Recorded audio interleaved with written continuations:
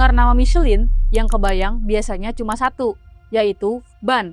Atau, buat sebagian orang, ini adalah penghargaan restoran paling bergengsi di dunia, yaitu Michelin Star. Tapi, sedikit yang tahu, semua ini berawal dari sebuah toko alat pertanian kecil di kota sunyi bernama Clermont-Ferrand, Prancis. Akhir abad ke-19, usaha keluarga Michelin waktu itu bahkan hampir bangkrut. Mereka menjual alat-alat berbahan karet untuk keperluan pertanian dan industri ringan. Sampai akhirnya, dua bersaudara, Andre dan Edward Michelin, memutuskan mengambil alih usaha ini. Sampai suatu hari, seorang pria datang membawa sepeda dengan ban berisi angin dan bocor. Masalahnya, ban zaman dulu itu ditempel permanen ke velg, bukan dilepas, tapi dilem. Untuk membetulkannya, Andre dan Edward butuh berjam-jam hanya untuk mengganti satu ban. Perlu diketahui juga, di era itu, ban berisi angin adalah teknologi langka. Kebanyakan kendaraan masih pakai ban karet padat tanpa udara, dan di situ mereka sadar, bukan sepedanya yang bermasalah, tapi teknologinya yang primitif. Seperti hukum tak tertulis di dunia bisnis, masalah besar sama dengan peluang besar. 2 tahun kemudian, mereka menemukan solusi revolusioner, ban berisi angin yang bisa dilepas tanpa lem. Inovasi ini diberi nama Removable Pneumatic Tire. Inovasi ini mereka patenkan, dan untuk membuktikan kualitasnya, Michelin melakukan sesuatu yang cerdas. Mereka membawanya ke balapan. Tahun 1891, mereka mencobanya di ajang sepeda jarak jauh, yaitu Paris-Brest-Paris. Ratusan kilometer, jalan rusak, dan cuaca ekstrem. Dan hasilnya, pembalap bernama Charles Theron keluar sebagai juara. Sejak saat itu, nama Michelin mulai dikenal luas sebagai inovator ban pertama untuk sepeda, dan lalu mereka merambah ke ban mobil. Tapi, Michelin nggak berhenti di produk. Tahun 1894, di sebuah pameran, mereka memperkenalkan karakter yang jadi maskot mereka, yaitu Bibendum atau Michelin Man.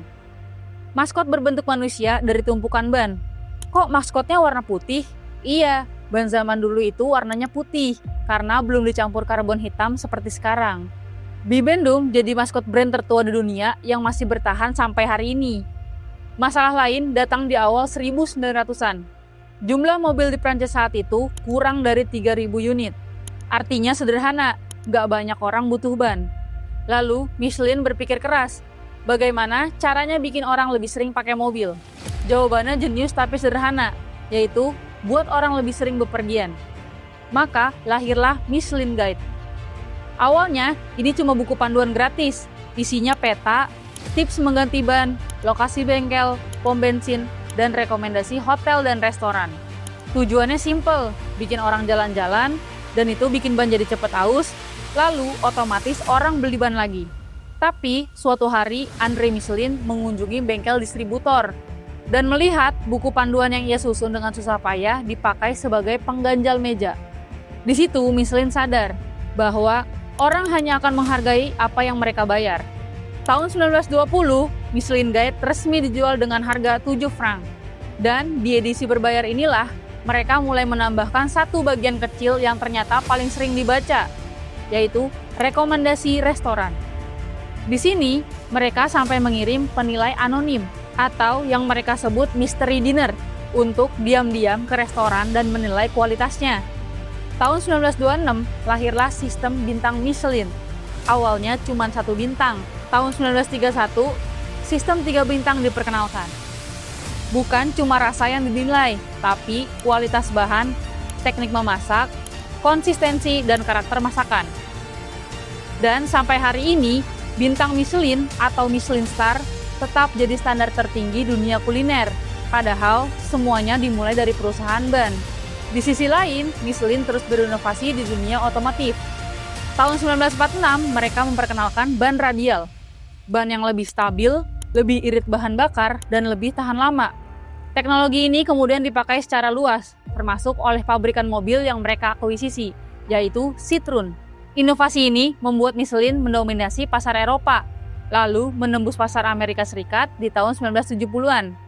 Mereka juga masuk ke dunia motorsport, dari rally, Formula One, hingga MotoGP. Dan ada drama menarik antara Michelin dan MotoGP. Jadi, di tahun 2007, Valentino Rossi merasa ban Michelin tidak cocok dengan gaya balapnya dan mendesak Yamaha untuk mengganti ban. Di balapan tersebut, Valentino Rossi kalah bersaing dengan rivalnya, yaitu Casey Stoner.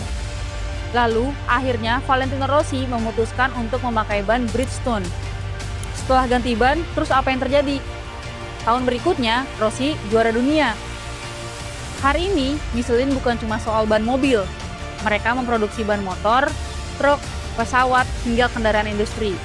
Dan di tahun 2024, Michelin resmi dinobatkan sebagai produsen ban terbesar di dunia, beroperasi di lebih dari 170 negara dengan omset ratusan triliun rupiah per tahun. Dari perjalanan Michelin, kita belajar satu hal penting. Bisnis yang bisa bertahan ratusan tahun bukan yang paling cepat, tapi yang paling adaptif, paling paham pengguna, dan paling konsisten menjaga standar. Kalau merek ban favorit sobat bisnis apa nih? Tulis di kolom komen ya.